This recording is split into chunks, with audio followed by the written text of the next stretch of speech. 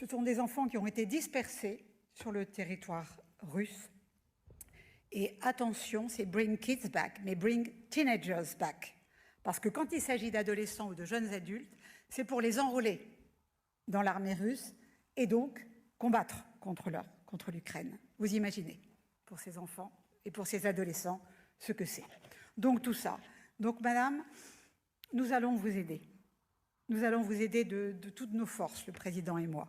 Nous nous y engageons. Nous avons besoin aussi de fonds, vous l'avez bien compris.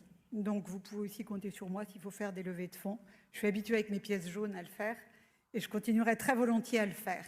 Pourquoi? Pour trouver des lieux d'accueil, des habitats très importants, pour aider les familles d'accueil.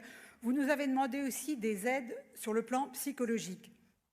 Nous manquons aussi un peu en France de pédopsie, vous le savez, mais les pédopsychiatres que nous avons sont tout à fait prêts à former le personnel médical d'Ukraine pour justement qu'ils puissent aider tous ceux qui ont des problèmes psychologiques et ils sont légion.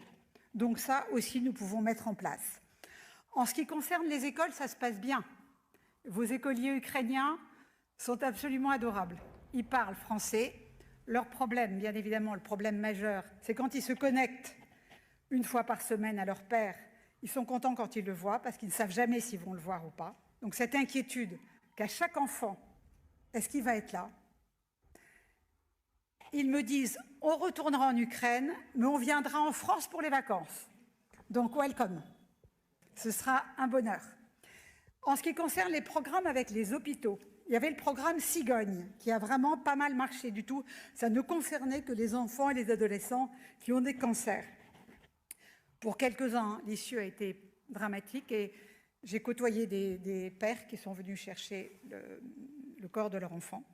Et ça a été pour moi une révélation totale. Je pense que j'ai jamais autant compris l'âme ukrainienne qu'en parlant avec eux et en mesurant leur détermination. Ça a été très, très clair. En ce moment, l'opération Cigogne est plutôt arrêtée. On ne nous envoie pas d'autres enfants. Je veux remercier les hôpitaux, parce que les hôpitaux français les ont accueillis avec un grand bonheur. On continue sur le plan du cancer. On nous a un peu interpellés en néphro aussi. S'il faut en néphrologie, on le fera. Vous nous dites dans quel domaine on a besoin de vous.